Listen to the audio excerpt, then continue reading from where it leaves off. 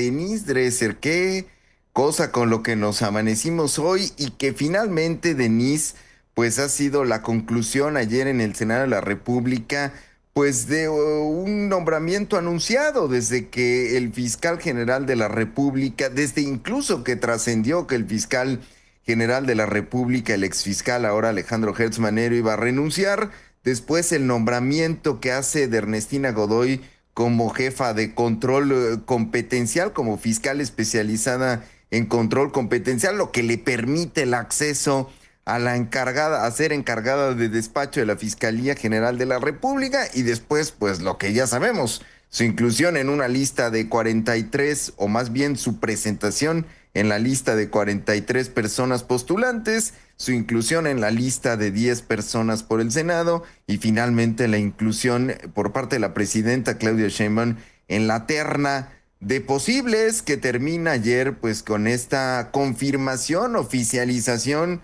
del nombramiento de Ernestina Godoy como fiscal general de la República. ¿Qué opinión te merece todo esto, Denise? Pues la conclusión de una burla y una farsa, la de Alejandro Gertz, y el comienzo de otra burla y otra farsa con Ernestina Godoy. Yo fui a la mañanera de López Obrador en 2020 porque Alejandro Gertz quería revivir la criminalización penal contra periodistas por daño moral.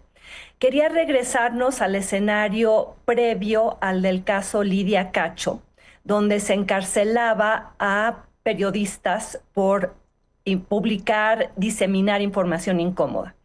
Decidí ir y levantar la voz porque estaba en riesgo Sergio Aguayo, un activista, escritor, amigo, y cuando le pregunté al presidente sobre esta decisión, esta propuesta que tenía en mente Gertz, el presidente socarrón me respondió: Denise, ¿qué no sabes que la fiscalía es autónoma? Y esa frase condescendiente, burlona, creo que resume el sexenio. Hubo una autonomía de utilería, una independencia decorativa, un Estado de Derecho fársico en maqueta. Porque si algo se demostró a lo largo de los años de Alejandro Gertz en la Fiscalía, es que lo único autónomo era la narrativa, jamás la institución. Y quisiera recordarle al público que en los 90, en los 2000, la sociedad civil, académicos, activistas, víctimas, periodistas, muchos a lo largo de todo el espectro ideológico empujamos un solo ideal en el movimiento Fiscalía que Sirva. Y el nombre no era casual. Queríamos una institución profesional, técnica, blindada contra el uso faccioso del poder presidencial a través de lo que entonces era la Procuraduría. Luchamos contra procuradores sometidos a los pinos, a Palacio Nacional, a gobernadores, al partido en turno, y esa lucha derivó en una reforma constitucional para crear una Fiscalía General con autonomía real, con controles, con contrapesos, y así se nombró al primer fiscal autónomo, Alejandro Gertz Manero. Pero la historia se encargó de demostrar que fuimos víctimas de publicidad engañosa, porque Gertz fue todo lo que la autonomía no debe ser. Gertz convirtió a la fiscalía en su despacho personal. No fue un fiscal autónomo, fue un fiscal rebelde que hacía lo que le pedía López Obrador y también lo que a él le pegaba la gana. Perseguía a quienes le incomodaban, archivaba o diluía expedientes incómodos al poder, amenazaba, presionaba, negociaba. La institución diseñada para ser independiente terminó capturada por sus rencores y también por las agendas del presidente.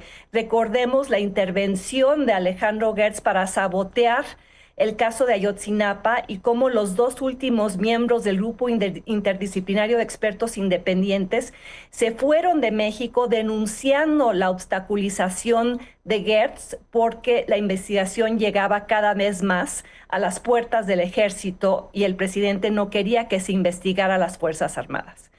Y basta con recordar también otro caso, el de Alejandra Cuevas Morán, víctima directa de Gertz, que lo ha dicho en los últimos días con precisión quirúrgica.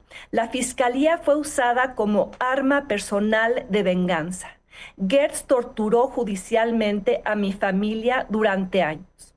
Lo que vivió Alejandra Cuevas fue la demostración empírica de la autonomía que nunca existió. Gertz usó la fiscalía para encarcelar a una mujer inocente y para intentar encarcelar a otra. Y ese es el paradigma de una fiscalía capturada. Así se ejerce el poder cuando no hay controles, cuando el fiscal se cree emperador, cuando la justicia se vuelve capricho. Y aún así la 4T nos dice que todo cambió, pero no cambió nada. Gertz dejó una institución debilitada, desacreditada, corroída. Yo siento, y voy a usar una metáfora que creo que es muy útil para explicar lo que estamos viviendo. El movimiento Fiscalía que Sirva, en negociaciones con el gobierno, llegamos a un nuevo estadio en el que le entregamos al gobierno y el gobierno aceptó una lavadora nueva, la cual nunca conectó, nunca enchufó, nunca usó, y ahora nos dicen que es buenísimo regresar a lavar a mano. O sea, esa lavadora que era la autonomía estorbó y nunca se utilizó. Y ahora la subordinación al poder, que es volver a lavar a mano, nos dicen que agiliza la coordinación para combatir al crimen organizado, cuando muchas veces el crimen organizado está en el gobierno. Nos dicen que el control político da resultados, pues los dará solo para Claudia Sheinbaum, pero no para la población, porque regresamos al viejo modelo de fiscalías subordinadas a los humores, la persecución política, las agendas del partido y el presidente en turno. Y lo que se está dando entonces es la normalización del retroceso. Y frente a esto se coloca a Ernestina Godoy en la fiscalía, luego de un proceso fársico en el que había supuestamente otros contendientes, cuando sabíamos de antemano que iba a ser ella. Y los propagandistas de Godoy la presentan como la representante de una nueva era, la renovación, el fin de la simulación, que era la autonomía. Sheinbaum le gana terreno al mar.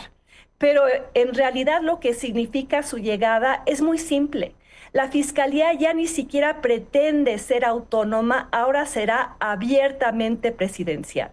Regresamos al viejo modelo priista, panista y ahora morenista, de una fiscalía al servicio del gobierno que llevará a cabo investigaciones selectivas, que perseguirá a adversarios, que protegerá a aliados, porque la trayectoria de Godoy no desmiente esta lectura, la confirma.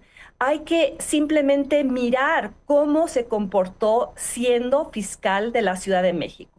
Su gestión en la Ciudad de México cuestionada, y todo esto está documentado por numerosos estudios. Hubo 99% de impunidad. Hubo persecución política de opositores locales. Hubo investigaciones con sesgos partidistas. Ella misma ayudó a encarcelar a Alejandra Cuevas Morán. Hubo omisiones estructurales en delitos graves y hubo espionaje documentado por The New York Times a políticos de oposición y de su propio partido. No mostró independencia, no mostró apertura, no mostró reforma, mostró lealtad. Lealtad al poder que hoy la nombra. Y también quiero recordar lo que ha dicho Alejandra Cuevas sobre Ernestina Godoy. Ha hablado sobre su papel en estos días y donde dice que Godoy fue parte de una estructura que no la protegió, no la escuchó, no detuvo la arbitrariedad, no detuvo la fabricación de delitos. Si esa fue su trayectoria, supuestamente siendo autónoma, ¿cuál va a ser su trayectoria ahora que va a ser abiertamente presidencialista, sometida a las órdenes de Claudia Sheinbaum? Godoy ha dicho que representa la independencia, que no habrá impunidad, pero dada su trayectoria, lo que podemos predecir es la continuidad del abuso. Su llegada no garantiza justicia, sino profundiza el riesgo de que la fiscalía se use como herramienta de revancha política.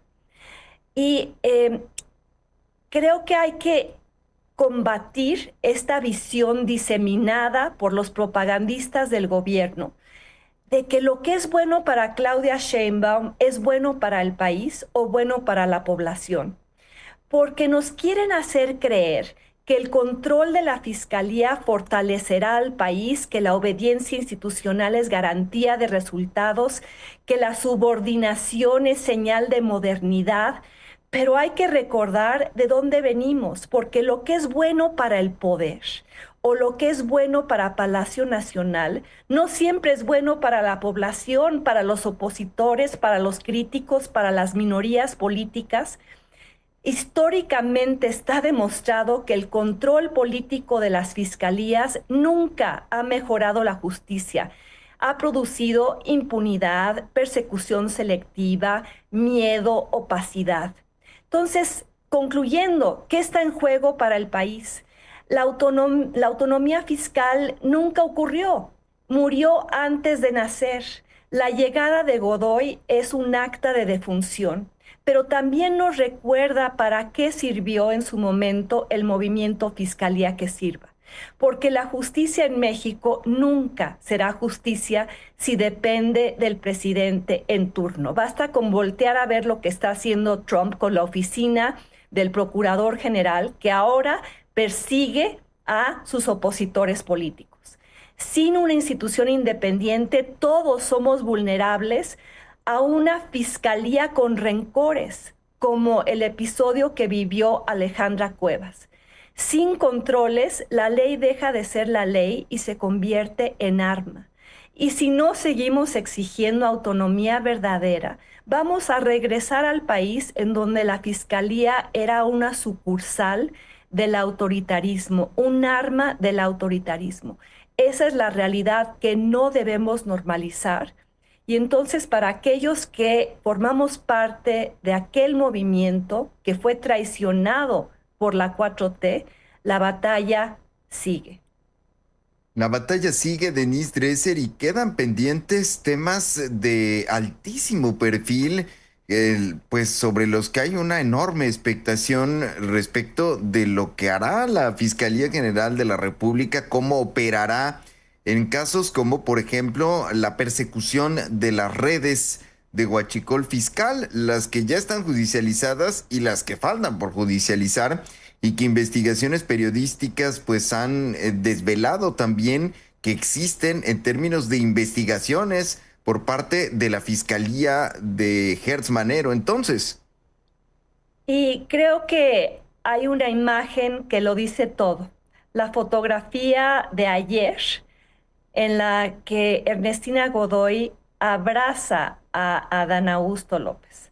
Adán Augusto López, que hace apenas unas semanas estaba en el centro del debate público del país por la cercanía que tenía con la barredora.